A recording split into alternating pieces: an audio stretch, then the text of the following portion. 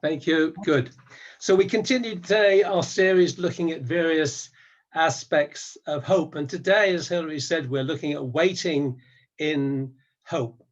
I don't know about you, but I guess your thoughts might be like mine. If you were considering preaching on this subject, you'd be, especially if you were thinking over the last few weeks, we would be waiting in hope for an end to this pandemic. Perhaps we'd be waiting in hope for a vaccine. And indeed, just a few weeks ago, when the Pfizer vaccine was announced in the morning as being ready for a rollout, I was just thinking and praying downstairs, looking at this passage, trying for some inspiration and some thought, and I suddenly felt that lift that the vaccine was on its way. How many of you like waiting for anything or for anyone, I wonder? Probably like me, not necessarily that patient.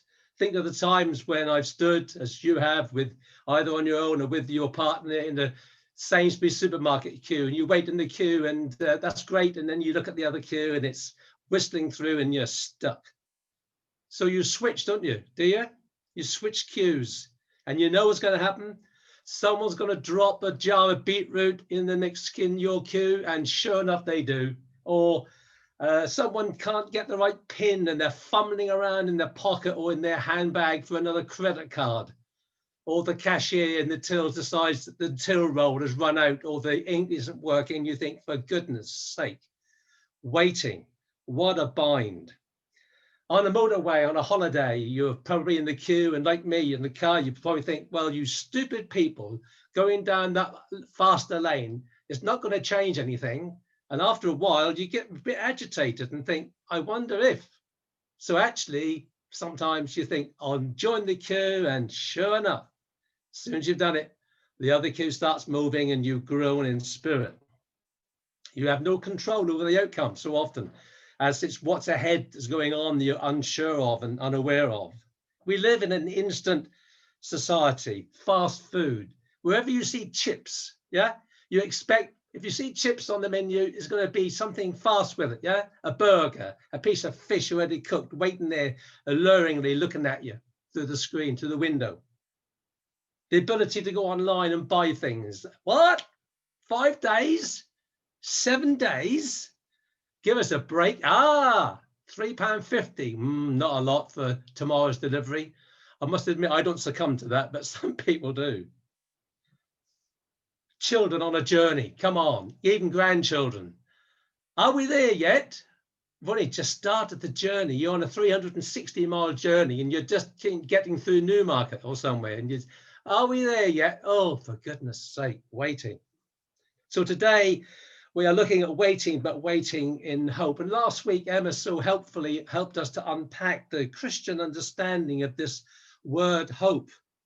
Not just wishful thinking, but the confident expectation of God to make good on his promises. My young childhood memories aren't that great. I have a difficulty in recalling, and there's a reason for that, I think, that I may have shared with some of you with regard to an incident in my childhood which caused my memory to be pretty sketchy. But one thing I can remember is that whenever there was a suggestion of hope, in the Christian context, it was always an assuredness, an absolute confident expectation. We sang songs which in later years I've realized were written and composed by that old American songwriter, Thora Harris. And one of those songs was Looking for That Blessed Hope. The words go, looking for that blessed hope, looking for that blessed hope. We know the hour is nearing, the RF is appearing. We're looking for that blessed hope. Waiting.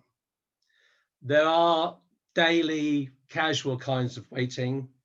If you're interested, there are 349 days waiting for Christmas, 2021. I say that because someone over the road has just dumped their Christmas tree on their lawn in the last half an hour.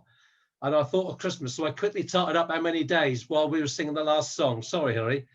349 days. I'm sure you're really waiting in hope. Daily things, the supermarket, the motorway, the children waiting.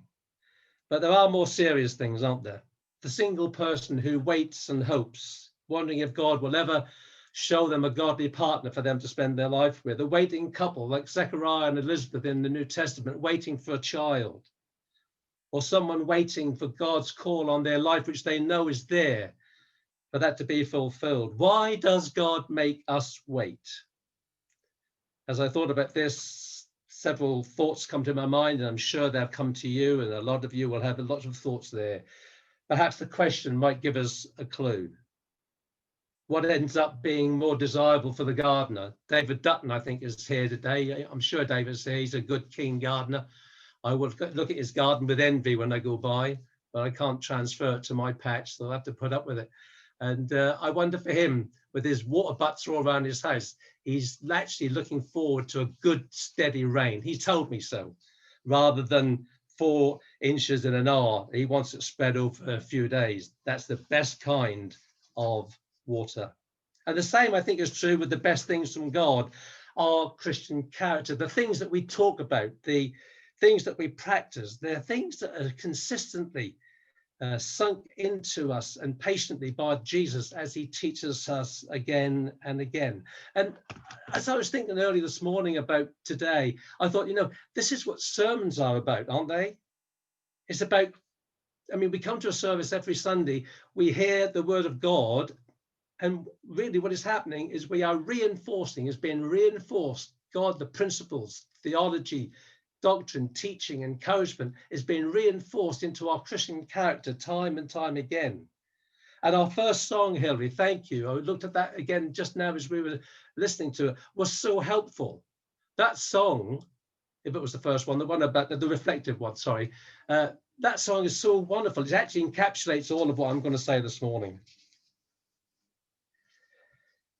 So God teaches us again and again. Why do we have to wait? Because God, I think, in his wisdom and in his great wisdom, knows when we are ready to either carry a real burden or to enjoy a blessing. I often reflect on the story of Noah, and in my notes, I've had to go back and check again, and I realized I made a mistake. I put down that if Noah had known, it would have been daunting for Noah if he had known that he had 120 years of work ahead of him before the ark would be built. And I looked at that and I thought, did I read that wrong? So I went back and checked it out. A great source for these things is the answers in Genesis. I'm sure some of you may have used the answers in Genesis. And as I began to look at it and read back into Genesis, I began to realize that it was probably more between 55 and 75 years, that kind of time. But nevertheless, if Noah had known, they had to wait for 50 to 70 years before the ark would be built. By golly, I think he might have had a few thoughts about that. And I'm reading in our psalm today, Psalm 33:20. It says, "We wait in hope for the Lord." I just want to read the 2 verses before that, which are not in the reading, but I just want to read them to you. And it says this, the psalmist says this, "But the eyes of the Lord are on those who fear him, on those whose hope is in his unfailing love." We are called to hope by waiting on God, awaiting, as we heard last week, and today with expectation and in anticipation. Why does God allow us to wait for so many things when he has the power to instantly give us what we want? He could zap it there and then and say, there, you've got it. Why does God do that? Well, the more I thought about it, it's because the Bible reveals to us that the journey to our destination is also very important. Michael Palin's journeys, I'm sure some of you have appreciated them. I think they're lovely. And there's just recently been a revisiting of his journeys, and I found it exceedingly interesting. The journey is also very important. And God's design for our waiting is in our development as he develops us in Christian character day by day. So 4 quick points today. Firstly, waiting on God in hope is designed to develop us as believers. I think when Jesus died on the cross, we know that the disciples' hope was lost to them. They felt that their hope was dead. And then Jesus appeared first to the women and then to the men and then to a large group of disciples. So you would think at that point that Jesus would just say to them, well, look, I've spent 3 years pouring into you the principles of the kingdom, of who and what I am, who the Father is. Get on and get out there and get it done. Over to you. But does he say that? Well, in Acts 1:4, I notice he says, wait for the gift my Father promised. He told them to actually go and wait. So the disciples did that. All of 2 verses. Because 2 verses later, they say, hey, is it time? Is it time, Lord? Is this the time? It's pretty obvious to me that all of us as disciples, we need development and we need to learn to wait. We know that, but we need to have it perhaps reinforced again.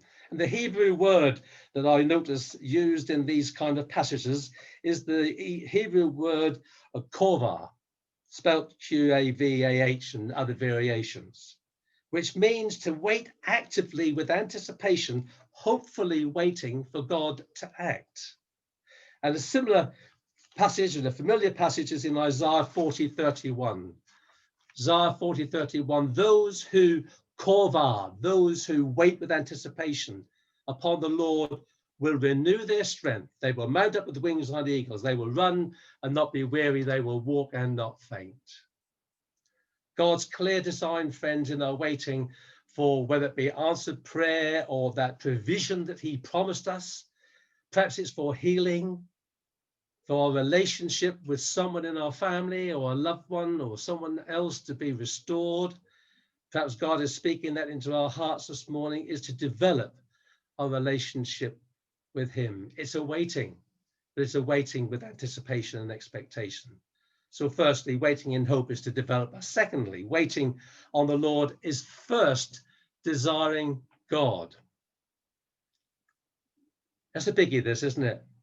Just leaving the waiting for a moment. It seems to me that in this psalm, the writer's emphasis seems not to be so much on the waiting and the hope, but on his total dependence on God. That's where the concentration is. Not so much on the waiting time as on the person he was waiting for.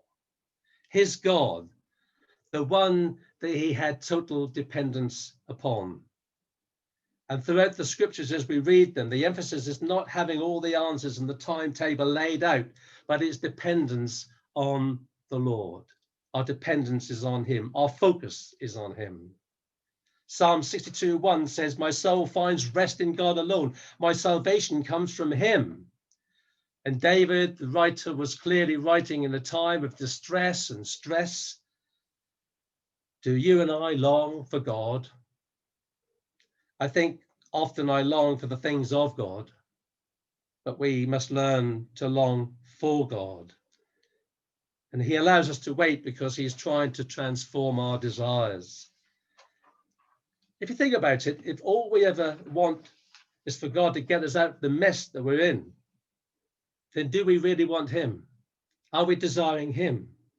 There's a big difference, a huge difference between desiring to be free from the mess we're in and desiring God himself.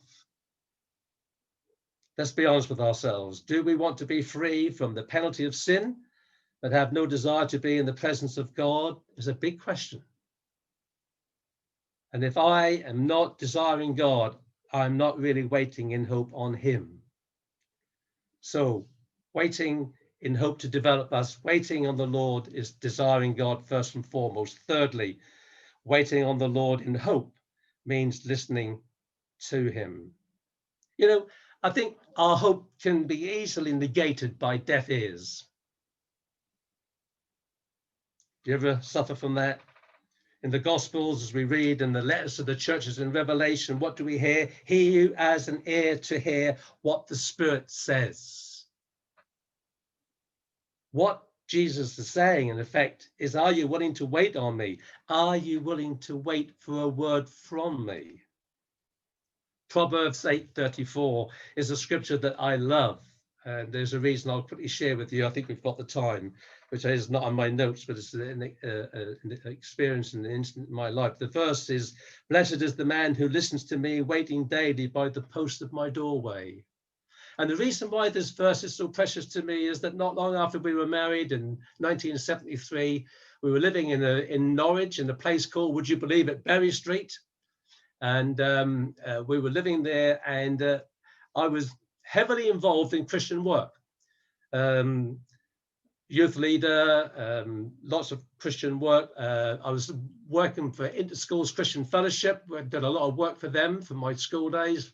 I had the dubious pleasure of being head boy and was asked to do lots of different things in that role. I was involved in street work on the walk in Norwich, the Gentleman's Walk, as you'll know it, right in front of the market. Awful lot of street work, Saturday afternoon, track distribution. I went into all the mods and rocker dens in the various places in the mods and rocker era. I've still got some platform shoes, probably I'm a mod. But I can remember having really been busy, and so busy was I got exhausted, absolutely shattered. And I was working at the time, and I remember having 3 weeks, we were not long married, 3 weeks of exhaustion. I was absolutely worn out. And a Christian brother, a friend of mine, 2 or 3 doors down, called Donald, came round, as he did so often, and more, and tell you a separate story about that. He caused an awful lot of distress for us sometimes, because he always knocking on the door, wanting to talk about the Lord, which was great. But we were newly married and needed to have some time for each other. But he came round on this occasion, he came with the word of God, and it was this one: blessed is the man who listens to me. And it refers back to in Exodus and in Deuteronomy, where the Hebrew slave, the Hebrew servant, after 6 years of giving to his master, after 6 years, he could go free. And there are various conditions there about whether he came in married, he could take his wife with him. If he got married when he was a Hebrew servant, he would leave his wife and children to his master, all kinds of various things. But it says there that the Hebrew servant, if he does not want to go free after 6 years, he says, I love my master and or my wife and children, I will not go. The master goes to the judges, and he takes the servant and he takes him to the doorpost. He takes him to that doorpost and he bores his ear through with an awl. You can look it up. I'll give you the reference if you want to come back to me.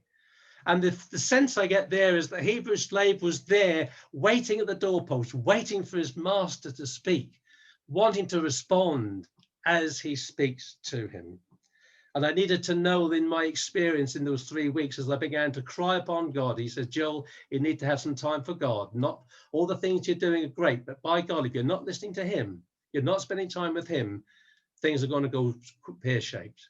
And I needed to know the healing of trying to come before God and seeking him and him only, and get away from some of the activity for that period of time. This, friends, is the call from God to spend time listening to him. How? The Bible is the place we learn God's voice and we listen to his instruction. Do you have a personal time with the Lord each day? Do you have somewhere where you can go, perhaps a special place where you can sit expectantly, looking, listening for God's instruction?